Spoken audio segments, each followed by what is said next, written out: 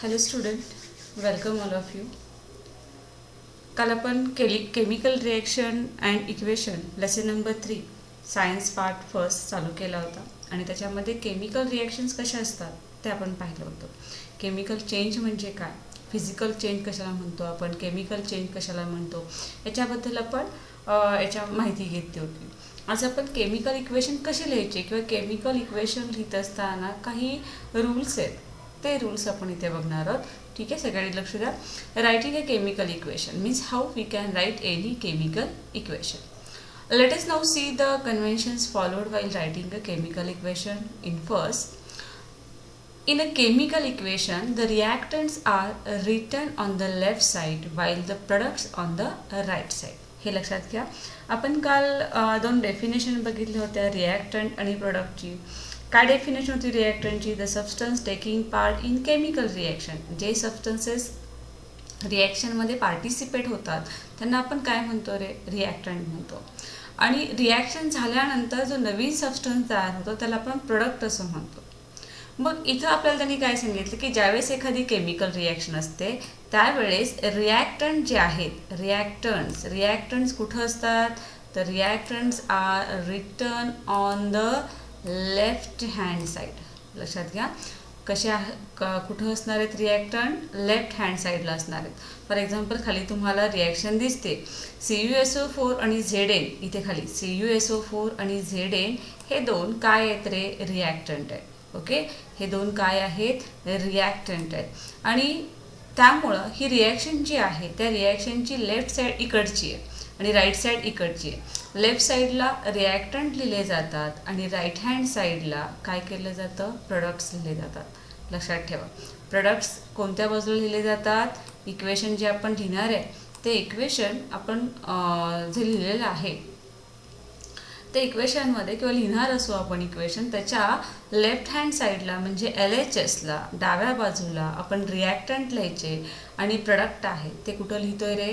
तर right hand साईडला. Okay, पहिला आपल्याला रूल समजला असेल. आता नेक्स्ट पुढे काय म्हटलंय बघा. An arrow is heading towards the product is drawn in between them. This arrow indicate the direction of the reaction. आता इथं हे रिॲक्टंट आहे आणि इकडे प्रोडक्ट आहे. रिॲक्टंट आणि प्रोडक्ट यांच्यामध्ये आपण एक ॲरो शो करतोय, ॲरो दाखवतोय आणि त्याचं हेडिंग जे आहे म्हणजे ॲरोचं हेडिंग जे आहे, टोक म्हणतो मराठीमध्ये आपण त्याला, ते टोक कुणाकडं असलं पाहिजे? प्रोडक्टकडं असलं पाहिजे. अँड ॲरो, एकच ॲरो दाखवायचा आहे. And arrow heading toward the product is drawn in between them. आता तुम्ही म्हणाल एक ॲरो, दोन ॲरो कधी असतात? तर ज्यावेळेस तुम्हाला रिॲक्शन म्हणजे रिव्हर्सिबल रिॲक्शन असेल तर आपण दोन ॲरो दाखवतो, बरोबर आहे. And arrow heading toward the product is drawn in between them. आणि हा ॲरो काय दाखवतो? It indicate the direction of the reaction. जी रिॲक्शन होती त्या रिॲक्शनची काय दाखवली जाते रे? डिरेक्शन दाखवण्याचं काम हे ॲरो करत असतं. म्हणजे तुम्ही त्याला काय देतं की हे रिॲक्टंट आहेत आणि रिॲक्टंटपासून काय तयार झालं? प्रोडक्ट तयार झालं. ओके, पहिला पॉईंट सगळ्यांना समजला असेल. रिॲक्टंट लेफ्ट हँड साईडला, प्रोडक्ट राईट हँड साईडला आणि दोन्हींच्या मध्ये आपण ॲरो दाखवतोय. Second point, what is second point? If the reactants or products are two or more they are linked with a plus sign in between them. Okay, जर reactant किंवा product दोन किंवा दोनपेक्षा जास्त असतील, फॉर एक्झाम्पल इथली reaction 3 बघा, equation 3 बघा. ह्या इक्वेशन 3मध्ये तुम्हाला दोन रिॲक्टंट आहेत आणि दोन प्रोडक्ट आहेत. आणि मग जर दोन किंवा दोनपेक्षा जास्त रिॲक्टंट प्रोडक्ट असतील तर त्याच्यामध्ये आपण काय कोणतं साईन देतो? प्लस साईन देतो. ओके, इक्वेशन 2 असं म्हटलं म्हणजे मगाशी आपण काय बघितलं की ZnSO4 आणि झिंक याच्यामध्ये रिॲक्टंट हे दोन आहेत, आपण प्लस साईन दाखवली आहे. Similarly plus sign is drawn between the products ZnSO4 and C. Okay, second point सोपा आहे की दोन किंवा दोनपेक्षा जास्त रिॲक्टंट किंवा प्रोडक्ट असतील तर त्यांच्यामध्ये आपण प्लस साईन देतो. तिसरी सगळ्यात महत्त्वाची इन्फॉर्मेशन काय बघा. To make the chemical equation more informative the physical state of the reactant are indicated in the equation. म्हणजे हे जे केमिकल इक्वेशन आहे ते केमिकल इक्वेशन समजायला अजून सोपं किंवा इन्फॉर्मेटिव्ह व्हावं यासाठी आपण रिॲक्टंट आणि प्रोडक्टच्या काय लिहिणार आहे? तर त्याच्या फिजिकल स्टेट लिहिणार आहे. म्हणजे फॉर एक्झाम्पल सॉलिड असेल तर एस लिहिणार आहे, लिक्विड असेल तर एल लिहिणार आहे आणि गॅसियस असेल तर जी लिहिणार आहे. ओके, म्हणजे हे कशासाठी, तर ती जी रिॲक्शन आहे ती मोर इन्फॉर्मेटिव्ह व्हावी, आपल्याला त्यातून लगेच रिॲक्शन बघितल्यानंतर त्यातून इन्फॉर्मेशन मिळते. त्यासाठी आपण त्या रिॲक्टंटचे किंवा प्रोडक्टच्या काय लिहितो, फिजिकल स्टेट लिहितो. मग कोणकोणते आहे तुम्हाला माहिती आहे, गॅसियस, लिक्विड आणि सॉलिड. ओके, सो लिक्विडसाठी पहिलं गॅसियस म्हटलं, गॅसियससाठी which letter we will use, G. Then पुढं लिक्विड घेतले त्यांनी, लिक्विडसाठी काय असणार आहे रे, एल असणार आहे, स्मॉल एन वापरायचा. Okay, small L. Then next सॉलिडसाठी तुम्ही काय वापरणार आहे, स्मॉल एस वापरणार आहे रिस्पेक्टिवली, आणि तेही ब्रॅकेटमध्ये, respectively in a bracket. See you can see here, इथं CuSO4 ॲक्वियस आहे, तुम्हाला ॲक्वियस म्हणजे मी सांगते, प्लस Zn झिंक आहे ते सॉलिड आहे म्हणून एसमध्ये लिहिलं आहे. ZnSO4 हे ॲक्वियस आहे आणि कॉपर हे सॉलिड आहे. ठीक आहे, आता पुढे काय म्हणले बघा, moreover if the product is a gaseous instead of g it can be indicated by an arrow by pointing upward. त्यांनी असं म्हटलं आहे की समजा प्रोडक्टमध्ये जर गॅसियस स्टेट असेल, प्रोडक्टमध्ये जर एखादा सबस्टन्स कसा असेल, गॅसियसमध्ये असेल, तर तो जी न लिहिता कधी कधी आपण काय दाखवतो, ॲरो दाखवायचा. पण तो ॲरो आहे, तो ॲरो कुठं दाखवायचं, पॉइंटिंग जे आहे, पॉईंट जो आहे तो अपवर्ड डिरेक्शनने दाखवायचा. याचा अर्थ इथून गॅस इव्हॉल्व होतोय. ओके, ॲरोचा अर्थ कळतोय. ॲरो आपण केव्हा दाखवणार आहे, ज्या वेळेस एखादा प्रोडक्ट गॅसियस स्टेटमध्ये असेल आणि इव्हॉल्व होत असेल, बाहेर पडत असेल, तर त्याच्याऐवजी जी लिहिण्याच्या ऐवजी आपण ॲरो जरी दाखवला तर लक्षात. इथं खाली तुम्हाला डायग्राम याच्या इक्वेशनमध्ये दिसतंय बघा, CaCO3 सॉलिड आहे, हिटिंग केल्यानंतर CaO प्लस CO2. आता हा जो गॅस आहे तर जी लिहिलं नाही त्यांनी, इथे त्यांनी जी लिहिलंय का रे, नाही लिहिलं. काय दाखवलंय त्यांनी, ॲरो दाखवलाय. आता हा ॲरो जो दाखवलेला आहे, हा ॲरो काय इंडिकेट करतो की CO2 हा गॅस आहे आणि ह्या रिॲक्शनमधून तो इव्हॉल्व झालाय. ओके, आता तुम्हाला प्रश्न पडला असेल की ॲक्वियस म्हणजेच काय, पण ॲक्वियसच्या अगोदर हा पॉइंटिंग अपवर्ड ॲरो असेल तर तो गॅससाठी वापरला काय जातो. आता जर ॲरो कधी कधी काय केलं जातं, डाऊनवर्ड डिरेक्शनला दाखवला जातो. मग हा डाऊनवर्ड डिरेक्शनचा पॉईंट जो आहे तो ॲरो कुणासाठी वापरला जातो ते आपण बघूया. If the product is form is insoluble solid in the form of precipitate. प्रेसिपिटेटला शॉर्टमध्ये PPT असं म्हटलं जातं. आता जर एखादा प्रोडक्ट तयार झाला आणि तो सॉलिड आहे आणि इनसोल्युबल आहे, त्या सोल्युशनमध्ये तो कसा आहे, इनसोल्युबल आहे, तर तुम्हाला माहिती आहे की ज्यावेळेस आपण टेस्ट ट्यूबमध्ये माती टाकतो त्यावेळेस ती मातीतले काही कण इनसोल्युबल असतात, ते तळाला जाऊन बसतात. तशाच पद्धतीने काही प्रोडक्ट्स जे असतात ते प्रोडक्ट काय होतात, ते डिझॉल्व होण्याच्या ऐवजी त्या स्टेटमध्ये काय होतात रे, इन्सोल्युबल सॉलिड स्टेटमध्ये खाली राहतात. त्याला आपण प्रेसिपिटेट असं म्हणतो.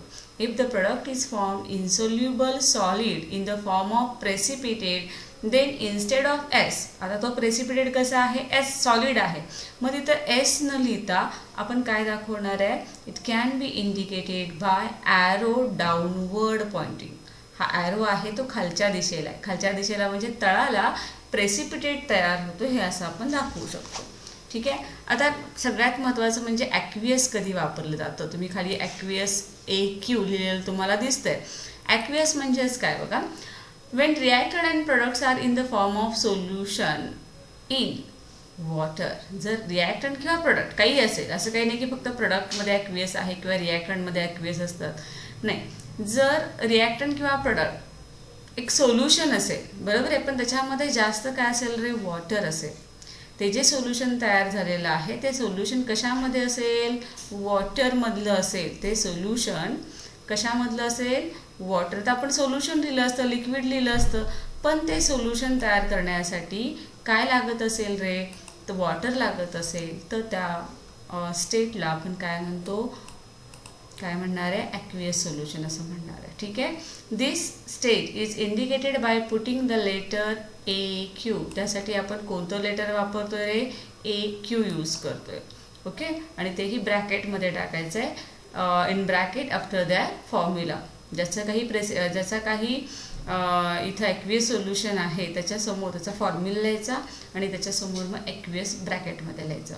Thus the equation 2 is written as equation 3 as shown below. Equation 2 जे मगाशी आपण बघितलं होतं वर, ते इक्वेशन 3 अशा पद्धतीने आपण लिहू शकतो. CuSO4 aqueous plus Zn solid, काय तयार झालं प्रोडक्टमध्ये, ZnSO4 जे ॲक्वियस असणार आहे प्लस कॉपर जे सॉलिड स्टेटमध्ये असणार आहे. Okay, now fourth point, when heat is to be given from outside to bring about a reaction, it is indicated by sign triangle written above the arrow that indicate the direction of the reaction. सगळ्यात महत्त्वाचं आहे बघा. आता reaction होत असताना आपण पहिली reaction आठवते का, पहिली ॲक्टिव्हिटी आठवते का बघा, आपल्याला हीट द्यावी लागली होती. ओके, जे लाईमस्टोन पावडर आपण घेतली होती इव्हॅपोरेटिंग डिशमध्ये, त्याला आपण काय केलं होतं, हीट केली होती. मग इथं आपण जे हीट देत असेल, एखादी रिॲक्शन होत असताना जर तुम्हाला हीट यूज करायची असेल तर त्या ॲरोवर तुम्ही काय दाखवायचं, ट्रायंगल दाखवायचा. काय दाखवायचा, ट्रायंगल. ओके, ॲरोवर इथे तुम्हाला दिसतं आहे की आपण काय दाखवलं आहे रे, ॲरोवर तुम्हाला ट्रायंगल दिसतोय, म्हणजेच रिॲक्शन होत असताना कशाची गरज आहे, तर हीटची गरज आहे. ओके, आणि ॲरोवर दाखवायचं जेणेकरून that indicate the direction of the reaction. For example, the reaction in which slag line is formed on heating limestone is written as follow. ज्यावेळेस आपण लाईमस्टोनला हिट करत होतो त्यावेळेस तुम्हाला स्लॅग लाईम मिळाले, म्हणजे इथं तुम्हाला CaO मिळालेला आहे प्लस CO2 गॅस इव्हॉल्व झालेला आहे. सो आपण ॲरो अपवर्ड डिरेक्शनने दाखवलं आहे. ओके, चौथा पॉईंट समजला. हीट असेल, हीट लागत असेल तर आपण ॲरोवर काय दाखवतो, ट्रायंगल दाखवतो. Next, similarly the fact that heat is released during the reaction between the aqueous solution of copper sulfate and zinc dust is indicated as follow. एक दुसरी ॲक्टिव्हिटी आपण बघितली होती, सॉरी दुसरीच ॲक्टिव्हिटी होती की आपण कॉपर सल्फेटमध्ये झिंक ॲड केलं होतं. कॉपर सल्फेट ॲक्वियस आहे, झिंक सॉलिड आहे, आणि ज्यावेळेस यांच्यामध्ये रिॲक्शन होतीये त्यावेळेस तुम्हाला माहिती आहे की कलरलेस झिंक सल्फेट तयार झालं होतं, म्हणजे ZnSO4 तयार झालं होतं, जे ही ॲक्वियस आहे. त्याचबरोबर कॉपर होता जो सॉलिड आहे. ही सगळी रिॲक्शन होत असताना इथं हीट बाहेर पडते. इथं हीट प्रोडक्टमध्ये हीट लिहिली, याचा अर्थ रिॲक्शन होताना हीट बाहेर पडली. जर रिॲक्टंटमध्ये हीट लिहिलं असतं तर हीट कंज्यूम झाली, हीट वापरली गेली, इथं हीट बाहेर पडलेली. ठीक आहे. सो जी सेकंड ॲक्टिव्हिटी आपली होती की कॉपर सल्फेटमध्ये ज्यावेळेस आपण झिंक ॲड करतोय त्यावेळेस जे काही प्रोडक्ट तयार होतात त्या प्रोडक्टबरोबर हीटसुद्धा इव्हॉल्व होती. ती आपण इथं अशा पद्धतीनं लिहू शकतो. इथं तुम्ही ॲरोसुद्धा दाखवू शकता. ओके, याचा अर्थ हीट इव्हॉल्व झाली. देन नेक्स्ट पॉईंट बघा काय आहे. Fifth point, it is necessary to fulfill certain condition like a specific temperature, pressure, catalyst, etc. to bring about some reaction. आता सगळ्याच रिॲक्शन एवढं इझिली होतील असं नाही आहे. काही रिॲक्शनला होत असताना त्याचा आपल्याला टेम्परेचर काही कंडिशन्स फॉलो कराव्या लागतात. त्या कोणकोणत्या असतात तर त्याला प्रत्येकाला स्पेसिफिक टेम्परेचर द्यावं लागतं. ओके, देन प्रेशर अप्लाय करावा लागतो, विशिष्ट असा कॅटलिस्ट यूज करावा लागतो. आता तुम्ही म्हणाल कॅटलिस्ट म्हणजेच काय, तर कॅटलिस्टला मराठीमध्ये आपण उत्प्रेरक असं म्हणतो. उत्प्रेरकचा अर्थ काय, तर असे सबस्टन्सेस जे रिॲक्शनमध्ये पार्टिसिपेट होत नाही. बरोबर आहे, म्हणजे रिॲक्टंट आणि प्रोडक्टमध्ये पार्टिसिपेट होत नाहीत पण रिॲक्शनचा स्पीड वाढवतात. समजा एक रिॲक्शन होण्यासाठी 10 मिनिट लागत असतील आणि जर विशिष्ट प्रकारचे आपण कॅटलिस्ट तिथे यूज केले तर ती रिॲक्शन मे बी 3-4 मिनिट्समध्ये सुद्धा होऊ शकते. म्हणजे कॅटलिस्ट हा असा सबस्टन्स आहे. 8th स्टँडर्डमध्ये तुम्हाला डेफिनेशन झाली आहे. What is catalyst? Catalyst is a substance which do not take part in a chemical reaction or any रिॲक्शनमध्ये तो पार्टिसिपेट होत नाही. मग याचं फंक्शन काय आहे? It can speed up the reaction. रिॲक्शनची स्पीड जी आहे ती स्पीड तो काय करतो? वाढवतो. ठीक आहे. म्हणजे आपण काही कंडिशन्स ज्या वापरणार आहे, for example temperature, pressure, catalyst, त्या रिॲक्शनसाठी ते सुद्धा लिहिणं गरजेचं आहे. To bring about some reactions, these conditions are indicated below or above the arrow. Indicating the direction of reaction. जो ॲरो आहे, जो तुम्हाला ॲरो दिसतोय, त्या ॲरोच्या अप्पर किंवा लोअर साईडला, बिलो किंवा अबव म्हटले, वरच्या बाजूला किंवा खालच्या बाजूला तुम्ही जे काही, फॉर एक्झाम्पल टेम्परेचर 60 डिग्री दिलेलं आहे ते तुम्ही वर लिहू शकता. प्रेशर किती अप्लाय केलेलं आहे, कोणता कॅटलिस्ट यूज केला आहे, ही सगळी इन्फॉर्मेशन तुम्ही ॲरोच्या वर किंवा खाली लिहू शकता. ओके. फॉर एक्झाम्पल काय दिले बघा. The reaction of a vegetable oil take place at the temperature of 60 degrees Celsius with hydrogen gas in presence of nickel catalyst and is written as follow. एक त्यांनी एक्झाम्पल दिले की vegetable oil जे आहे त्या व्हेजिटेबल ऑइलमध्ये त्यांनी सांगितलं की जर आपण त्याच्यामध्ये हायड्रोजन गॅस ॲड केला, कोणता हायड्रोजन गॅस ॲड केला आणि टेम्परेचर त्याचं 60 डिग्री सेल्सिअस ठेवलं आणि कॅटॅलिस्ट कोणता यूज केला आहे, निकेल, Ni. बघा काय काय वापरले आपण ह्या रिॲक्शनमध्ये, ही सगळी माहिती आपल्याला ॲरोवर लिहायची आहे. बघा निकेल कॅटॅलिस्ट वापरलं आहे, देन 60 डिग्री आपण टेम्परेचर तिथं घेतलेलं आहे, 60 डिग्री टेम्परेचर. ह्या दोन इन्फॉर्मेशन आहेत, ह्या दोन्ही इन्फॉर्मेशन आपल्याला काय करावं लागतील, ॲरोवर घ्याव्या लागतील. बघा इथे रिॲक्टंट 2 आहेत. रिॲक्टंट 2 कोणते आहेत, हे व्हेजिटेबल ऑइल आहे. ओके. जे व्हेजिटेबल ऑइल कोणतं कसं असणार आहे, लिक्विडमध्ये असणार आहे. डालडा कसा तयार होते आपण बघतोय. व्हेजिटेबल ऑइल आहे, त्या व्हेजिटेबल ऑइल हे एक रिॲक्टंट झालं जे लिक्विडमध्ये आहे आणि दुसरा हायड्रोजन गॅस आहे. बरोबर. रिॲक्टंटमध्ये 2 झाले बघा सबस्टन्सेस. हायड्रोजन गॅस आहे जो आपण जी लिहिणार आहे आणि प्रोडक्ट तयार होतोय. तो प्रोडक्ट काय होतो तयार, वनस्पती घी, जे कसं असणार आहे, सॉलिड स्टेटमध्ये असणार आहे. ओके. रिॲक्शन तुम्हाला इथे आहे बघा. रिॲक्शन इथे तुम्हाला दाखवलेली आहे. Vegetable oil L, vegetable oil liquid state plus H2 gaseous state. त्यासाठी कंडिशन 60 डिग्री सेल्सिअस टेम्परेचर दिले आपण. कॅटॅलिस्ट कोणता यूज केला आहे, निकेल कॅटॅलिस्ट. बऱ्याच वेळा याच्यावर क्वेश्चन्स परीक्षेमध्ये विचारले जातात. ओके. त्यामुळं लक्ष द्या इकडे. कॅटॅलिस्ट आहे, प्रोडक्ट काय तयार झाला, वनस्पती घी, जो कोणत्या स्टेटमध्ये आहे, S स्टेटमध्ये, म्हणजे सॉलिड स्टेटमध्ये. कळाला 5th पॉईंट. जे काही आपण स्पेसिफिक कंडिशन्स किंवा सर्टन कंडिशन्स आहेत, for example temperature, pressure, catalyst, हे आपण काय करतो, ॲरोवर लिहितो. Then 6th point. Special information or names of reactant products are written below their formulae. For example, copper on a reaction with a concentrated nitric acid gives a reddish colored poisonous nitrogen dioxide. त्यांनी असं म्हटलं की समजा काही आपण जे reactant घेणार आहे किंवा प्रोडक्टची काहीतरी वैशिष्ट्य असणार आहे, काही स्पेशल इन्फॉर्मेशन जर असेल तर ती फॉर्म्युलेच्या खाली लिहिणं गरजेचं आहे. म्हणजे फॉर एक्झाम्पल इथं कॉपरला जसं आपण S लिहिलं आहे, HNO3 ॲक्वियस आहे, ठीक आहे, पण हे जे HNO3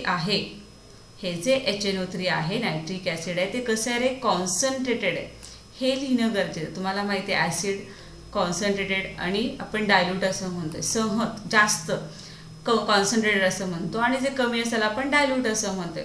मग कॉन्सन्ट्रेटेड HNO3 हे कॉन्सन्ट्रेटेड लिहिल्यामुळं लक्षात येतं की इथं जे प्रोडक्ट आहे ते प्रोडक्ट काय तयार होतं आहे तर CuNO3 जे ॲक्वियसमध्ये असणार आहे. आणि सगळ्यात म्हणजे इथं जो पॉयझनस गॅस तयार होतोय, जो पॉयझनस कसा आहे, नाव काय आपण त्याला म्हणणार आहे, नायट्रोजन डायऑक्साईड. लक्षात ठेवा इथं ज्यावेळेस कॉपरची रिॲक्शन कॉन्सन्ट्रेटेड HNO3 बरोबर होतीये त्यावेळेस एक रेडिश कलरचा, कोणत्या कलरचा, रेडिश कलरचा पॉयझनस गॅस बाहेर पडतो. तो पॉयझनस गॅस कोणता असतो रे, नायट्रोजन डायऑक्साईड. कोणता असतो तो, नायट्रोजन डायऑक्साईड. इथं तुम्हाला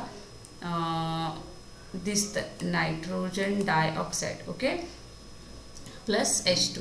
हे सगळं कशामुळे कळतं आहे तर इथं आपण काय लिहिलं, कॉन्सन्ट्रेटेड लिहिलं. जर कॉन्सन्ट्रेटेडच्या ऐवजी आपण काय वापरलं, डायल्यूट HNO3 वापरलं तर प्रोडक्ट चेंज झाला आहे. बघा प्रोडक्टमध्ये काय चेंज झाला आहे. However on reaction with dilute nitric acid, जर काय म्हणू शकतो आपण इथं, जर इथं नायट्रिक ॲसिड आहे ते नायट्रिक ॲसिड कसं असेल रे, डायल्यूट असेल तर मात्र इथं तुम्ही काय म्हणू शकता, हे जे प्रोडक्ट आहे ते प्रोडक्ट कसं होतं आहे, नायट्रिक ऑक्साईड गॅस आहे. आता इथं पॉयझनस नायट्रोजन डायऑक्साईड नाही, समजून घ्या. पॉयझनस नायट्रोजन डायऑक्साईड नाही, आपण तोच रिॲक्टंट घेतला आहे. रिॲक्टंटमध्ये फक्त आपण काय केलं आहे, कॉन्सन्ट्रेटेड HNO3च्या ऐवजी काय वापरलं, डायल्यूट HNO3 वापरलं.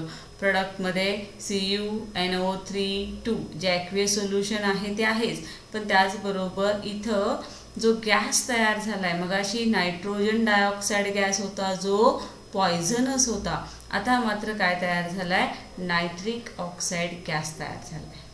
ओके, म्हणजे हे जे 6 पॉईंट आहेत ते 6 पॉईंट तुम्हाला लक्षात ठेवायचे आहेत while writing a chemical equation. कोणतंही केमिकल इक्वेशन लिहिताना ह्या गोष्टी तुमच्या लक्षात आल्या पाहिजेत. ओके, याच्यानंतर तुम्हाला ही जी ॲक्टिव्हिटी दिली, ॲक्च्युली ही ॲक्टिव्हिटी काढून टाकलेली आहे, पण थोडक्यात आपण याचा आढावा घेऊया, कारण याच्यावर पाठीमागं पुढचा जो पॉईंट आहे ती रिॲक्शन त्यांनी घेतलेली आहे. इथं तुम्हाला काय करायचं आहे, ॲपरेटस घेतले, test tube, conical flask, balance etcetera, आणि केमिकल्स लागणार आहे ते सोडियम क्लोराईड आणि silver nitrate.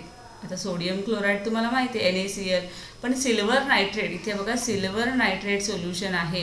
Silver nitrate is used in water ink. बऱ्याच वेळा क्वेश्चन विचारला जातो, सिल्वर नायट्रेट जे आहे ते कुठं वापरलं जातं, तर सिल्वर नायट्रेट जे आपण तुमच्या घरचे ज्यावेळेस मतदान करून येतात, वोटिंग करून येतात, त्यावेळेस त्यांच्या बोटाला जी शाई लावलेली असते त्या शाईमध्ये सिल्वर नायट्रेट यूज केलेलं असतं. ठीक आहे, डे टू डे लाईफमध्ये त्याचे बरेचसे युजेस आहेत, ते तुम्हाला शोधायला सांगितले. ठीक आहे, आता इथे काय सांगितलं होतं बघा त्यांनी, थोडक्यात ही ॲक्टिव्हिटी घेणं का गरजेचं आहे तुमच्या लक्षात येईल. ही रिॲक्शन आपल्याला पुन्हा लागणार आहे म्हणून मी घेते. प्रोसिजरमध्ये काय सांगितले की सोडियम क्लोराईड सोल्युशन एका कोनिकल फ्लास्कमध्ये घ्यायचं आहे, बरोबर आहे. हे कोनिकल फ्लास्कमध्ये सोडियम क्लोराईड सोल्युशन घ्यायचं आहे आणि टेस्ट ट्यूबमध्ये सिल्वर नायट्रेट सोल्युशन घ्यायचं आहे. बघा, ही एक कोनिकल फ्लास्क आहे, ह्या कोनिकल फ्लास्कमध्ये सोडियम क्लोराईड सोल्युशन घेतलं, एक टेस्ट ट्यूब आहे, त्या टेस्ट ट्यूबमध्ये आपण सिल्वर नायट्रेट सोल्युशन ठेवलं. ओके, आणि आपण काय केलं ते, ती जी टेस्ट ट्यूब आहे ती टेस्ट ट्यूब त्या कोनिकल फ्लास्कमध्ये ठेवली आहे. Tie a thread to a test tube and insert it carefully into the conical flask. Make the conical flask air tight by fitting the rubber curve. Direct आपल्याला ही taste tube अशीच ठेवता येणार नाही, दोऱ्याला बांधायची आणि नंतर मग आत सोडायची, आणि आत ज्यावेळेस टेस्ट ट्यूब जाईल त्यावेळेस इथं वर आपल्याला काय लावायचं आहे, तर एखादा रबर कॉर्क लावायचं, म्हणजे फिट करायचं आहे. Okay, way the conical flask with the help of balance. आता ह्याचं वजन करायचं आहे, दोन्ही ज्यावेळेस एकत्र ठेवते आपण त्याचं वजन तुम्हाला इथं 300.23 ग्रॅम एवढं दिसतं. ओके, ज्यावेळेस हे दोन्ही सेपरेट आहेत त्यावेळेस आपण त्याचं वजन केलं. नंतर काय म्हटले बघा, now tilt the conical flask and mix the solution present in the test tube with the solution in a conical flask. दुसऱ्या ॲक्टिव्हिटीमध्ये आपल्याला असं दिसतं की इथं जे कोनिकल फ्लास्क ते टिल्ट केलं आहे, म्हणजे वाकडं केले. वाकडं केल्यामुळं काय होणार आहे, हे दोन्ही सोल्युशन आहेत ते मिक्स होणार आहेत. Okay, mix the solution present in the test tube with the solution in the conical flask. Test ट्यूबमधलं जे सोल्युशन आहे ते कोनिकल फ्लास्कच्या सोल्युशनमध्ये मिक्स होणार आहे. Weigh the conical flask again. आता पुन्हा कोनिकल फ्लास्क आपण काय केलं, वजन केलं. Then which changes did you find? Did you any soluble substance form? Was there any change in a weight? आता तुम्हाला इथं दिसतंय वजनामध्ये काहीही फरक पडलेला नाही, त्यामुळे इथं जो क्वेश्चन विचारलाय, was there any change in a weight, वेटमध्ये काही बदल पडलाय का, नाही, पण चेंज झालाय, म्हणजे वेटमध्ये नाही पण काय चेंज झालाय, तर तुम्हाला इथं रिॲक्शन दिसते बघा. रिॲक्शनमध्ये AgNO3 ज्याला आपण सिल्वर नायट्रेट असं म्हणतोय प्लस NaCl जे सोडियम क्लोराईड आहे यांच्यामध्ये रिॲक्शन झाली, आपण टिल्ट केलं म्हणजे हे दोन सबस्टन्सेस एकत्र आले. आता इथं तुम्हाला काय दिसतो रे, तर त्या बॉटमला आपल्याला एक व्हाईट प्रेसिपिटेट दिसतो. तो प्रेसिपिटेट काय असणार आहे, आता हे तुम्हाला इथं ॲरो दाखवला आहे, ॲरोचा अर्थ इथे काय होणार आहे, प्रेसिपिटेट आहे, बरोबर आहे. आता हा जो प्रेसिपिटेट आहे तो प्रेसिपिटेट कशाचा असणार आहे, तर Ag म्हणजे सिल्वर आणि Cl म्हणजे क्लोरीन, सिल्वर क्लोराईड असणार आहे, बरोबर आहे, प्लस NaNO3 जे कसं असणार आहे, ॲक्वियस फॉर्ममध्ये असणार आहे. त्यामुळे इथं तुम्ही म्हणू शकता, तुम्हाला विचारलं आहे did any insoluble substance form. Yes. Okay. कोणता इन्सोल्युबल सबस्टन्स तयार झाला आहे, AgCl तयार झाला आहे. आणि ही रिॲक्शन मी का घेतली, तर ही रिॲक्शन आपण पुढे इथे यूज केलेली आहे balancing chemical equation. Balancing chemical इक्वेशनमध्ये ही रिॲक्शन वापरलेली आहे. एखादी रिॲक्शन बॅलन्स आहे ही किंवा नाही हे आपण कसं समजतो, याच्यावर बऱ्याच वेळा प्रश्न विचारला जातो. एखादी रिॲक्शन तुम्हाला दिली जाते आणि ती बॅलन्स करायला सांगितली जाते. मग ती अगोदर रिॲक्शन बॅलन्स आहे किंवा नाही हे आपण बघणार आहे. त्यासाठी ही रिॲक्शन आहे ती घेतलेली आहे. मग याच्यामध्ये AgNO3 आहे, पण याच्यामध्ये 3 कंपोनंट आहेत. कुठले कुठले काय काय आहे याच्यामध्ये, तर इथं जे एलिमेंट आहेत ते Ag आहे, बरोबर आहे, Ag आहे. देन नायट्रोजन वेगळा आहे, ऑक्सिजन वेगळा आहे. बघा, Ag आहे, नायट्रोजन आहे, ऑक्सिजन आहे. पुन्हा N आणि A वेगळा नाही आहे, Na एकच आहे, सोडियमसाठी वापरतोय. आणि क्लोरीन आहे, जे रिॲक्टंटमध्ये तेच प्रोडक्टमध्ये. त्यामुळं आपण बघणार आहे बॅलन्सिंग करून, म्हणजे आपण कंपॅरिझन करणार आहे की रिॲक्शन बॅलन्स आहे किंवा नाही. मग बॅलन्सिंग रिॲक्शन कशी असते, उद्या आपण त्याच्या स्टेप्स बघणार आहे. आज बॅलन्सिंग केमिकल इक्वेशन म्हणजेच काय बघा, complete the table aside on a basis of equation 9. Equation 9 जे आता आपण घेतलं त्याच्यामध्ये जी काही रिॲक्शन दिलेली आहे त्याच्यामध्ये जे एलिमेंट्स आहेत ते एलिमेंट्स आपल्याला शोधायचे किंवा मोजायचे, बरोबर आहे. Agचे किती आहे तुम्ही बघू शकता. Agचे इथं 1 आहे, रिॲक्टंटमध्ये 1 आहे, प्रोडक्टमध्ये सुद्धा 1 आहे. सो तुम्ही इथं लिहिणार आहे रिॲक्टंटमध्ये 1 आहे, प्रोडक्टमध्ये 1 आहे. देन नायट्रोजन इथं 1 आहे, प्रोडक्टमध्ये सुद्धा किती आहे रे, 1च आहे. ठीक आहे. ऑक्सिजन इथं 3 आहेत, इथं NO3 हे 3 Nसाठी नाही आहे, कुणासाठी आहेत, फक्त ऑक्सिजनसाठी आहेत. म्हणजे ऑक्सिजन 3 आहेत, इकडं पण ऑक्सिजन 3 आहेत. नंतर सोडियम जो आहे तो सोडियम 1च आहे, इथेही सोडियम 1च आहे. क्लोरीन इथे 1 आहे, इथेही प्रोडक्टमध्ये 1च आहे. म्हणजे जेवढे रिॲक्टंटमध्ये एलिमेंट आहेत तेवढेच कुणामध्ये आहेत, प्रोडक्टमध्ये. तुम्ही नंबर मोजून हा टेबल कंप्लीट करू शकता. आता डेफिनेशन, बॅलन्स्ड इक्वेशनची डेफिनेशन काय, it is seen that the number of atom of the element in the reactant in this equation is same as this number of atom those element in a product. इथं आपल्याला काय दिसतं, जे reactant मध्ये element आहेत, बरोबर आहे, item आहेत, तेच सेम नंबर ऑफ ॲटम कुणामध्ये आहे, तर प्रोडक्टच्या एलिमेंट्समध्ये आहे. सच an equation is called as a balanced equation. त्या इक्वेशनला आपण बॅलन्स्ड इक्वेशन असं म्हणणार आहे. आता हे डेफिनेशन करू नका, थोडीशी अवघड आहे. आपण अनबॅलन्स्ड इक्वेशनवरून बॅलन्स्ड इक्वेशनचे डेफिनेशन करू शकतो. जर इथं Ag1 आणि इकडं प्रोडक्टमध्ये 2 असतात तर ती रिॲक्शन अनबॅलन्स झाली असते. मग अनबॅलन्स्ड इक्वेशन म्हणजेच काय बघा, अनबॅलन्स्ड इक्वेशन जर तुम्ही डेफिनेशन लर्न केली तर तुम्हाला बॅलन्स्ड इक्वेशनची डेफिनेशन लिहिता येईल. अनबॅलन्स्ड इक्वेशन म्हणजेच काय बघा, डेफिनेशन आपण असं म्हणतोय अनबॅलन्स्ड इक्वेशनची, if the number of atoms of each element is not the same on the 2 side of an equation. जे काही इक्वेशन आहे त्या इक्वेशनच्या दोन्ही साईडला, बरोबर आहे, जर एकसारखे ॲटम्स असं नसतील, प्रत्येक एलिमेंटचे ॲटम्स सारखे नसतील तर त्या इक्वेशनला आपण अनबॅलन्स्ड इक्वेशन असं म्हणतोय. बघा definition, if the number of atoms of each element is not the same on the 2 side of equation then it is called as an unbalanced equation. म्हणजे opposite balanced equation काय असणार आहे, हीच definition फक्त कशी असेल बघा, if the number of atoms of each element is same.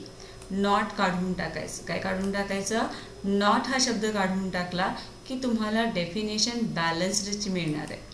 Okay, if the number of atoms of each element is same on the 2 sides of equation then it is called as a balanced equation म्हणणार आहे. Okay, ही दोन्ही definition महत्त्वाचे आहेत. Then in any reaction the total mass of each element कोणतीही reaction झाल्यानंतर जे रिॲक्टंटचं मास जे असणार आहे हे लक्षात ठेवा. ज्यावेळेस टोटल मास कुणाचं रिॲक्टंटचं जेवढं असेल तेवढंच मास कोणाचं राहतं, प्रोडक्टमध्ये राहतं. ओके, कोणतीही रिॲक्शन झाली तरी रिॲक्टंटचं जे काही मास आहे ते रिॲक्शन झाल्यानंतर प्रोडक्टचंही तेवढंच राहतं. This is an accordance with the law of conservation of mass. आणि हे जे मी 9th स्टँडर्डमध्ये शिकलाय law of conservation of mass, याचं एक उदाहरण तुम्हाला सांगते. तुम्ही 9th मध्ये शिकलाय किंवा गेल्या वर्षी जुन्या सिलेबसमध्ये 10च्या बुकमध्ये असं दिलं होतं. लॉ ऑफ कन्झर्वेशन ऑफ मासमध्ये एक ॲक्टिव्हिटी सांगितली होती की एक पेपर घ्यायचा आणि तो पेपर आधी वजन करायचं. मग जसं आपण वजन केलं होतं सोल्युशनचं तसं त्या बॅलन्सवर, डिजिटल बॅलन्सवर तुम्ही काय करायचं, त्या पेपरचं वजन करून घ्यायचं. ओके, आणि तो पेपर नंतर काही तो ग्रॅममध्ये काही असेल मग त्याचं नोट डाऊन करायचा.